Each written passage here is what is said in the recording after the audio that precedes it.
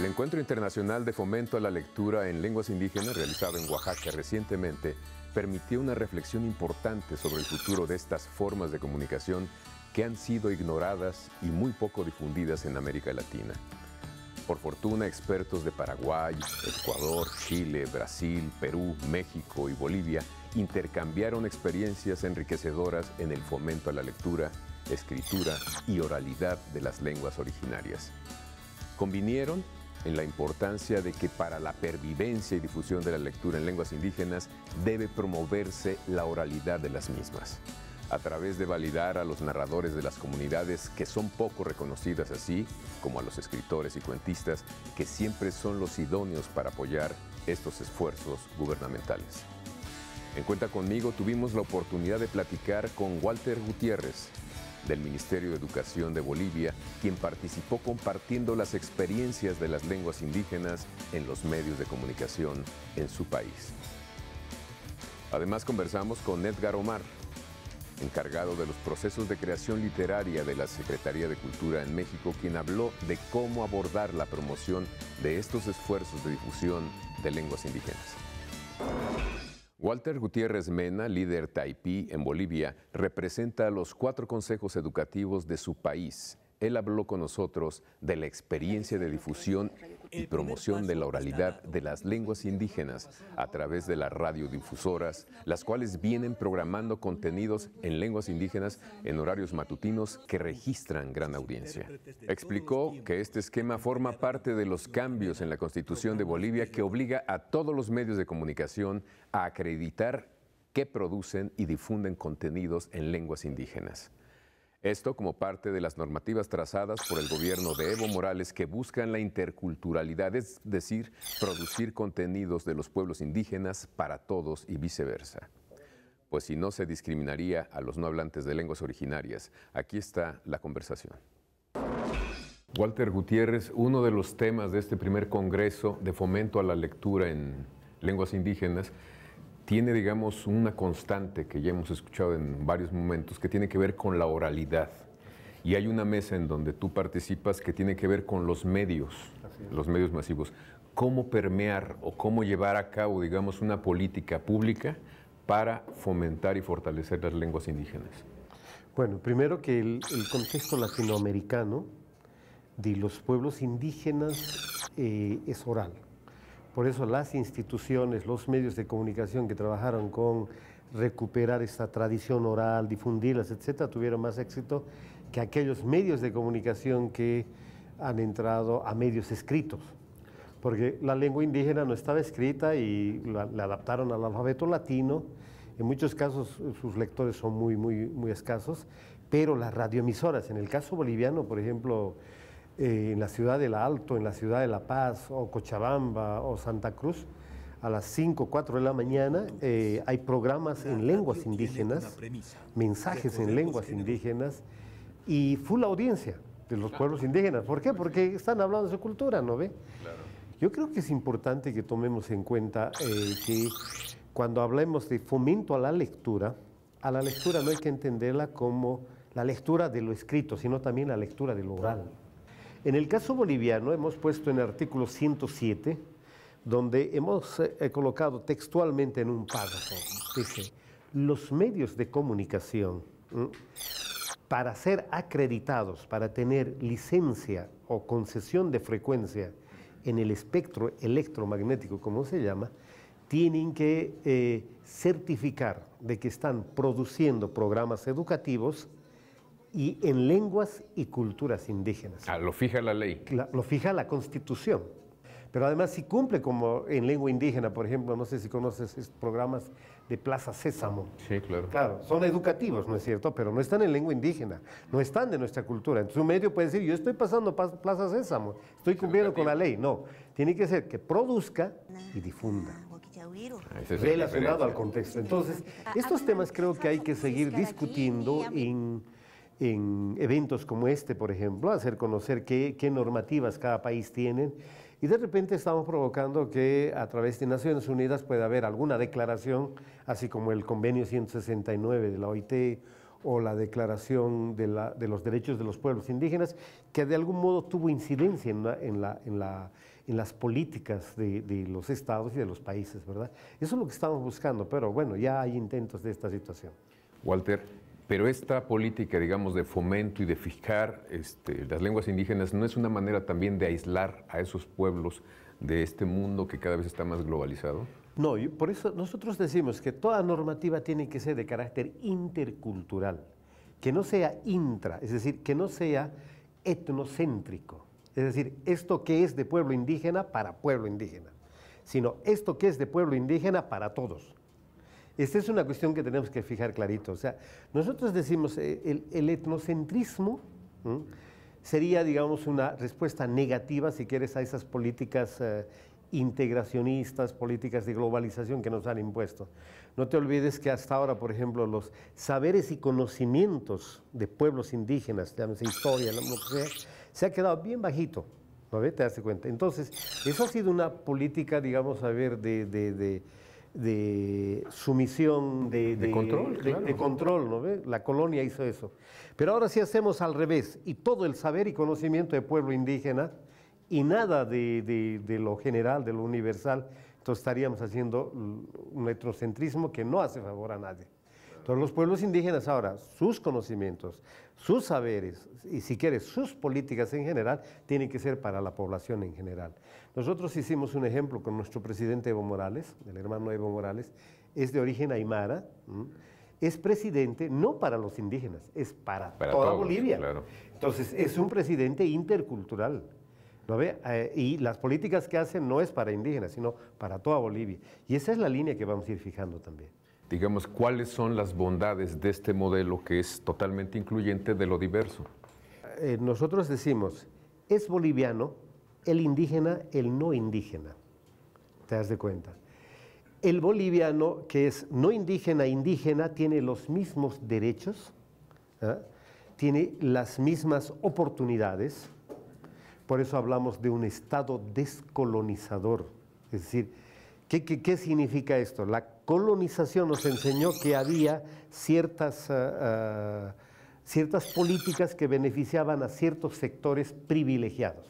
Eso ahora con la política inclusiva, la política intercultural en general, y descolonizador ahora es para todos. Es entender la pluralidad.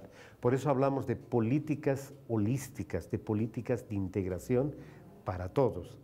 No es excluir, no queremos excluir a nadie.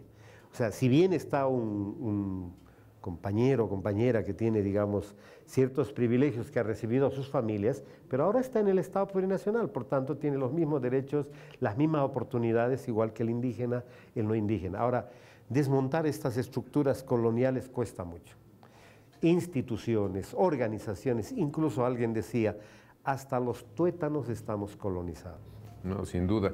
Incluso hay políticas públicas que dentro del mismo aparato estatal hay sectores que no están de acuerdo con eso, ¿no? Exactamente. Dicen, por ejemplo, en muchos casos, ¿para qué enseñamos o fortalecemos lenguas indígenas si tenemos una patria que es el español? Que todos entren ahí.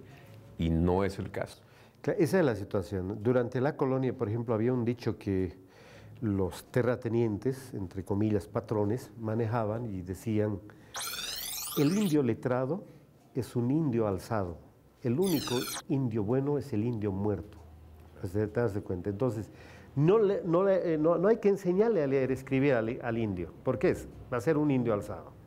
Eso no va entonces. O sea, en la política descolonizadora del Estado plurinacional es lo contrario de eso. Es que sea integracionista, es que sea holístico, es que tenga todos el mismo derecho, etcétera, etcétera. Cuesta que acepten mucha gente, es cierto. O sea, dice, yo puedo vivir contigo, pero no revueltos. Sí, claro. Esa es una interculturalidad que verás cómo se interpreta. Bueno, nos diste un ejemplo muy claro en el caso de Bolivia, que cuando, digamos, hacen programas de radio en Aymara, por ejemplo, pues tienen mucha presencia, mucho rating, digamos, porque hay muchos hablantes y escuchas de ese idioma, de esa lengua. Así es. Pero ¿cómo trasladar eso al sistema educativo? Sobre todo pensando en la oralidad. Bueno, a ver, primero que estamos viendo que hay radioemisoras que han estado produciendo programas, por ejemplo, recopilando cuentos de la tradición oral de pueblos indígenas. ¿Y qué gustó? ¿Y qué gustó? ¿No ve? O sea, es decir, un cuento que había de un abuelo que ya lo han llevado a radionovela o que ahora lo están llevando, digamos, en algunos cómics, por ejemplo, que nos parece súper interesante que puedan trabajar. Y lo último que estamos viendo es que están yendo en mensajes muy cortos, por ejemplo, en las redes sociales, ¿no? Hay un cuento del cóndor y la cholita orgullosa. Es decir, la cholita orgullosa que estaba ahí, que no aceptaba a nadie, y un día el cóndor, bueno, en esta tradición oral, es que se convierte en humano y se lo carga y se lo lleva al cerro y tiene hijos, por decirte. Y la mamá lloraba y hasta que un día uno de las aves le dice, el Lorenzo, en este caso es el picaflor, le dice, yo te lo traigo a tu hija, pero a cambio me das tus florales. Sí le hace ese favor y lo baja. Entonces, fíjate, dentro de este cuento, que era de todos los que contaban los abuelos, estaba de que no debe ser orgulloso, no debe ser vanidoso, no debe darse cuenta. Así es como se ha ido transmitiendo en estos cuentos y leyendas. Esto ahora está en redes sociales, resumidito con un dibujito y tiene aceptación. Entonces, esa es la vía como debemos trabajar. No es como, también te quiero hacer conocer, por ejemplo, que hay grupos teatrales que lo ponen al indígena como el zarapastroso, como el personaje, digamos, medio bufón, el sonso. Entonces el niño ve esa obra y dice, ¿ese es mi pueblo? No, yo no quiero ser de ese pueblo. Pero si ves que es un lugar donde su pueblo tiene orgullo, ese es mi pueblo. Esos son los mensajes, cómo se están trabajando. Nosotros saludamos, hay grupos en Wikipedia, hay grupos blogueros en lenguas indígenas, hay gente que ha dedicado ahora a chatear en lengua indígena, porque así aprendo. Me dice, por ejemplo, un señor, yo aprendo mejor a escribir mi lengua chateando, porque me provoca el otro y yo no sé qué le voy a decir, por ejemplo, al celular en Aymara. Lo que le digo es celular, los refonemizo y listo, pero me entiende el otro. ¿Te das cuenta? Entonces esa es la situación. Entonces es hora de que nos empoderemos de los medios audiovisuales, en general, de las tecnologías de informática y comunicación para desarrollar nuestras lenguas y nuestras culturas. Muchísimas gracias, Walter. A ti, pues, a ti, qué gusto estar por aquí. Seguimos aquí.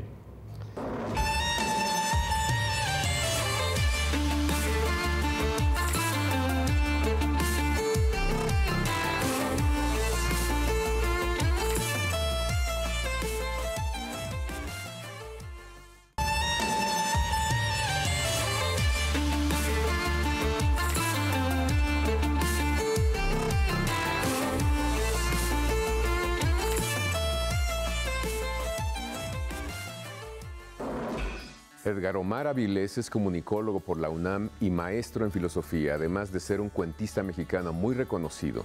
Él nos habla del gran reto que representa el fomento a la lectura en lenguas indígenas, debido a que históricamente esto no ha tenido la importancia ni la atención que el idioma español. En su experiencia, el fomento a la oralidad, a la lectura de lenguas indígenas debe hacerse con humildad y desechar el orgullo colonizante que en ocasiones se despliega. Es vital en esta labor, nos dice, la detección y validación de los poetas y narradores maravillosos con los que cuenta cada comunidad. Uno de los principales problemas que tenemos en México tiene que ver con la lectura, con los escasos lectores o con los lectores precarios. Por eso hay programas institucionales que tienen que ver con la lectura y en el marco de este Congreso Internacional de Fomento a la Lectura en Lenguas Indígenas, me da mucho gusto que nos acompañe Edgar, que tiene que ver con los procesos de creación literaria, porque él es escritor, pero también con el cómo acercar estos procesos a los maestros para facilitar precisamente la lectura entre los jóvenes. Edgar Avilés es funcionario, pero también es escritor. Gracias, Edgar, por estar aquí. Muchas gracias por la invitación, Javier. Ahora sí que, ¿cómo hacerle para remontar esas cifras complicadas en materia de lectura a través de programas como en donde tú estás participando, que es Leer para la Vida, ¿no? Es muy complicado, sobre todo porque la lectura y la lectura de gozo tiene que ver con seducir a alguien, no coaccionándolo con una calificación o con un papel, sino que decida en su tiempo libre dedicarlo a un placer que probablemente no conoce. Es bastante complicado. Sobre todo porque es a partir de la figura del maestro, ¿no? Que muchas veces tenemos la figura del maestro como el que nos tiene que decir cómo son las cosas y a veces no nos gusta mucho. Si el maestro no lee, si el alumno no ve el placer en los ojos del maestro, entendiendo también por el maestro al padre o al tutor, si no ve ese placer, no va a leer. Y cómo, si eso ya de entrada nos plantea una dificultad, porque no leemos muchas veces, acudimos o platicamos más de las películas que vemos en televisión o en el cine o en las famosas series que de los libros que llegan a nuestras manos, ¿no? ¿Cómo hacer esto y cómo fomentarlo en lenguas indígenas, que es el objetivo de este congreso? Híjoles, es todavía, digamos, un reto, sobre todo un reto porque históricamente no han tenido la atención las lenguas originarias como deberían de haberlo tenido. Pero bueno, sobre todo lo que tiene que hacerse es acercarse con la humildad de aprender. Son culturas riquísimas, tan o más ricas que el español reinante que tenemos aquí en México. Sin embargo, hay 64 lenguas, todas tan o más ricas que el español, por cierto. Entonces, bueno, acercarse con la humildad para escuchar qué se puede aprender de ellas. Primero, no se puede llegar como el español colonizador, porque esto es un abuso y además es una inocencia de parte de quienes pretenden colonizar. ¿Sí? Exactamente. Después de eso, bueno, acercarse con mecanismos netamente literarios. Muchos de ellos tienen una tradición oral de contar historias riquísima y poderosísima. Creo que justamente es llegar por medio de todo lo que tiene que ver con arte y con la trascendencia histórica que estas culturas tienen, y a eso sumar los mecanismos ya probados que hay en el fomento a la lectura. Se puede hacer ver que contar historias, leer, imaginar, no es solamente para disfrute, que ya de suyo eso lo valdría. Leer e imaginar es una forma de la felicidad, pero también es una forma de la realidad. Lo que nos estás diciendo también, a fin de cuentas, es que es necesario que caminen juntas esas dos disciplinas, esas dos actividades que son educación y cultura. Sí, totalmente. De hecho, la educación debería de ser una de las formas de la cultura. Yo entiendo por cultura todo lo que estamos aprendiendo constantemente. Y dentro de la cultura está eso que hemos llamado educación, que también es difícil, digamos, definirlas, pero definiendo de esta manera, la educación como esos conocimientos que nos dan para poder convivir en sociedad, digamos. Yo lo podría poner de esa manera para no meternos en problemas en este momento, porque sería larguísimo el tema, pero si digamos que la educación son esos conocimientos base que nos da, en este caso, el Estado, para que podamos convivir, que podamos tener sinergia entre todos. La cultura es eso, y además todo lo personalísimo que nos constituye a cada ser humano. Omar, hay una cosa, tenemos las herramientas suficientes para, en el caso de las lenguas indígenas, darles esa plataforma para acercarnos o acercar a los jóvenes con lenguas originarias, como llamas, en sus comunidades. Bueno, sí, en el entendido que el Estado tendría que... Hay libros de texto, por ejemplo. A eso me refiero, no hay los suficientes, no, definitivamente, y en lenguas hay algunas lenguas que están olvidadísimas. Si nos vamos a que si tenemos los recursos, bueno, por supuesto que el Estado debería de contemplar un porcentaje del presupuesto para imprimir. Entonces, y creo que no sería, para lo que le redituaría a un país como México, que en realidad es muchos Méxicos. México es todos sus Méxicos profundos, ¿sí? Para lo que le redituaría en muchos sentidos. Digamos, en el último sentido sería en la felicidad de sus gobernados, ¿sí? Y por felicidad también entiendo algo muy amplio. Por supuesto que tenemos, es algo mínimo lo que el Estado tiene que invertir para poder llevar a cabo esta labor urgente. Es una labor, supongo que no solamente gubernamental, sino de la sociedad en su conjunto, empresarios, los padres, como dijiste en un momento. Sí, y es una labor también de sumar voluntades. No todo es dinero, caray. Y mira que es muy importante y que no se puede omitir esa obligación de que los impuestos vayan a donde tienen que estar. Pero sin embargo no es solamente eso, sino es saber escuchar, es también saber encontrar tener la voluntad y poner a las personas exactas que puedan a su vez encontrar a las personas que son claves en cada una de esas comunidades. Poetas, narradores, los hay maravillosos en todas las lenguas. Pues muchísimas gracias. No, muchísimas gracias. Y seguimos aquí.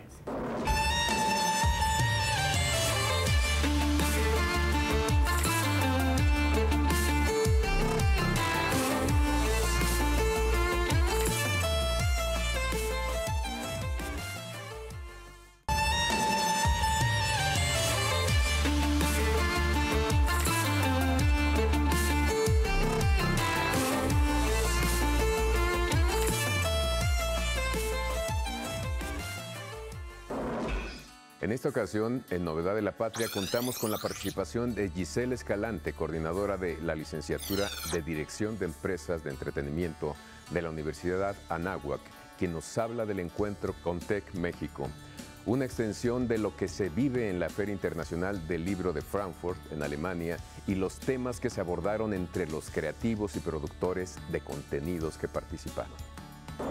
Por segundo año consecutivo se llevó a cabo Contec México, una marca y una extensión de lo que se vive en la Feria Internacional del Libro de Frankfurt. Un espacio dedicado a convocar a los principales actores y agentes de la industria del contenido y, por supuesto, de la industria creativa. Este año en específico se dio también una invitación especial para todos aquellos que participan en la tecnología y esta tecnología aplicada a lo que son los contenidos, su creación, su edición, su distribución y, por supuesto, a mejorar las formas de apropiación y de lectura que se pueden dar. Para mencionarles algunos espacios que se dieron en este evento, tuvimos talleres, mesas redondas y por supuesto conferencias de gente que nos acompañó desde Alemania, de Francia, de Canadá, de Argentina y por supuesto de México, en donde los principales temas que se analizaron fueron las problemáticas y posibilidades de mejorar a la industria del contenido, en específico a los libros, y de cómo buscar que estas sinergias que se dan hoy en día entre otras industrias creativas como lo son el cine, en la parte musical y por supuesto esta cuestión de los videojuegos, apoyan y fomentan mejores modelos de negocio. Si quieren saber más de lo que fue Contec México 2018, los invito para que vean el canal de YouTube del Centro Cultural España, que fue sede de este evento.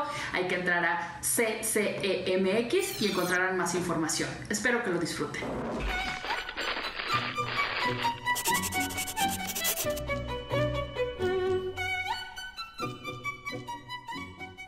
Y ahora Cuéntame es un ejercicio de lectura para dar voz e imagen a quienes nos siguen en Cuenta Conmigo.